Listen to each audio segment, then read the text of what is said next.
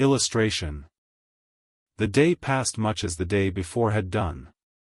Mrs. Hurst and Miss Bingley had spent some hours of the morning with the invalid, who continued, though slowly, to mend, and, in the evening, Elizabeth joined their party in the drawing-room.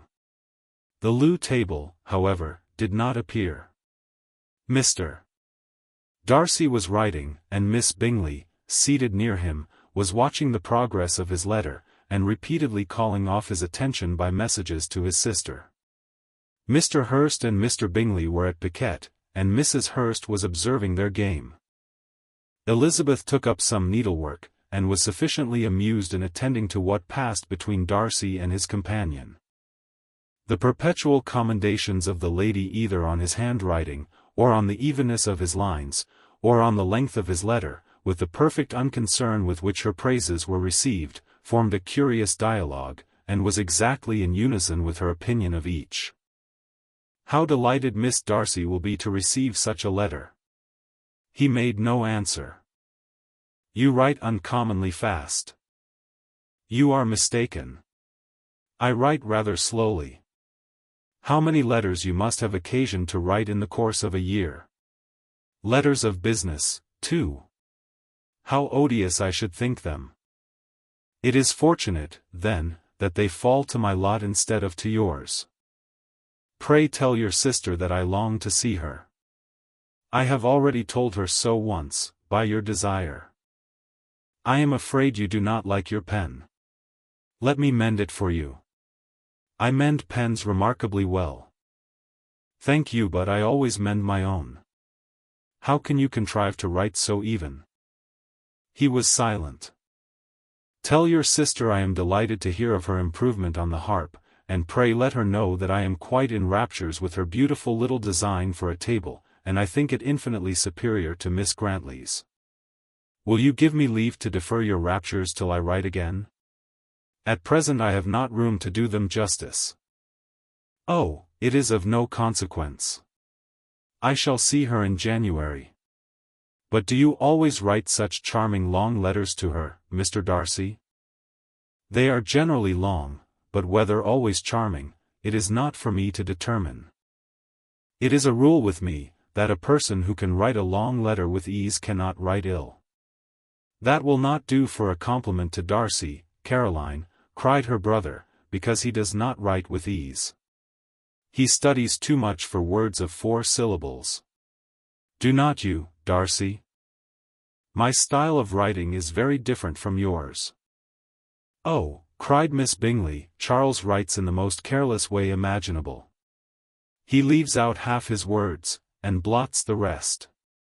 My ideas flow so rapidly that I have not time to express them, by which means my letters sometimes convey no ideas at all to my correspondents." "Your humility, Mr. Bingley," said Elizabeth, "must disarm reproof." "Nothing is more deceitful," said Darcy, "than the appearance of humility. It is often only carelessness of opinion, and sometimes an indirect boast. And which of the two do you call my little recent piece of modesty?" "The indirect boast, for you are really proud of your defects in writing, because you consider them as proceeding from a rapidity of thought and carelessness of execution, which, if not estimable, you think at least highly interesting. The power of doing anything with quickness is always much prized by the possessor, and often without any attention to the imperfection of the performance. When you told Mrs. Bennet this morning, that if you ever resolved on quitting Netherfield you should be gone in 5 minutes, you meant it to be a sort of panegyric, of compliment to yourself, and yet what is there so very laudable in a precipitance which must leave very necessary business undone, and can be of no real advantage to yourself or anyone else?" "Nay," cried Bingley, "this is too much, to remember at night all the foolish things that were said in the morning.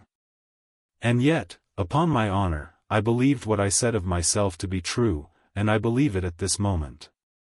At least, therefore, I did not assume the character of needless precipitance merely to show off before the ladies.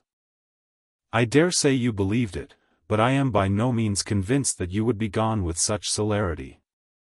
Your conduct would be quite as dependent on chance as that of any man I know, and if, as you were mounting your horse, a friend were to say, "Bingley, you had better stay till next week," you would probably do it. You would probably not go and, at another word, might stay a month. "You have only proved by this," cried Elizabeth, "that Mr. Bingley did not do justice to his own disposition. You have shown him off now much more than he did himself." "I am exceedingly gratified," said Bingley, "by your converting what my friend says into a compliment on the sweetness of my temper. But I am afraid you are giving it a turn which that gentleman did by no means intend, for he would certainly think the better of me if, under such a circumstance, I were to give a flat denial, and ride off as fast as I could. Would Mr. Darcy then consider the rashness of your original intention as atoned for by your obstinacy in adhering to it? Upon my word, I cannot exactly explain the matter. Darcy must speak for himself. You expect me to account for opinions which you choose to call mine, but which I have never acknowledged. Allowing the case, however, to stand according to your representation, you must remember, Miss Bennet, that the friend who is supposed to desire his return to the house, and the delay of his plan, has merely desired it, asked it without offering one argument in favor of its propriety. To yield readily easily to the persuasion of a friend is no merit with you. To yield without conviction is no compliment to the understanding of either. You appear to me, Mr. Darcy, to allow nothing for the influence of friendship and affection. A regard for the requester would often make one readily yield to a request, without waiting for arguments to reason one into it. I am not particularly speaking of such a case as you have supposed about Mr. Bingley. We may as well wait, perhaps, till the circumstance occurs, before we discuss the discretion of his behavior thereupon. But in general and ordinary cases, between friend and friend, where one of them is desired by the other to change a resolution of no very great moment, should you think ill of that person for complying with the desire, without waiting to be argued into it? Will it not be advisable, before we proceed on this subject, to arrange with rather more precision the degree of importance which is to appertain to this request, as well as the degree of intimacy subsisting between the parties? By all means, cried Bingley, let us hear all the particulars, not forgetting their comparative height and size, for that will have more weight in the argument, Miss Bennet, than you may be aware of. I assure you that if Darcy were not such a great tall fellow, in comparison with myself, I should not pay him half so much deference. I declare I do not know a more awful object than Darcy on particular occasions, and in particular places, at his own house especially, and of a Sunday evening, when he has nothing to do. Mr. Darcy smiled, but Elizabeth thought she could perceive that he was rather offended, and therefore checked her laugh. Miss Bingley warmly resented the indignity he had received, in an expostulation with her brother for talking such nonsense. I see your design, Bingley, said his friend. You dislike an argument, and want to silence this. Perhaps I do. Arguments are too much like disputes. If you and Miss Bennet will defer yours till I am out of the room, I shall be very thankful, and then you may say whatever you like of me. What you ask, said Elizabeth, is no sacrifice on my side, and Mr. Darcy had much better finish his letter. Mr. Darcy took her advice, and did finish his letter. When that business was over, he applied to Miss Bingley and Elizabeth for the indulgence of some music. Miss Bingley moved with alacrity to the pianoforte, and after a polite request that Elizabeth would lead the way, which the other as politely and more earnestly negatived, she seated herself. Mrs. Hurst sang with her sister, and while they were thus employed, Elizabeth could not help observing, as she turned over some music books that lay on the instrument, how frequently Mr. Darcy's eyes were fixed on her. She hardly knew how to suppose that she could be an object of admiration to so great a man, and yet that he should look at her because he disliked her was still more strange. She could only imagine, however, at last, that she drew his notice because there was something about her more wrong and reprehensible, according to his ideas of right, than in any other person present. The supposition did not pain her. She liked him too little to care for his approbation. After playing some Italian songs, Miss Bingley varied the charm by a lively Scotch air, and soon afterwards Mr. Darcy, drawing near Elizabeth, said to her, "Do you not feel a great inclination, Miss Bennet, to seize such an opportunity of dancing a reel?" She smiled, but made no answer. He repeated the question, with some surprise at her silence.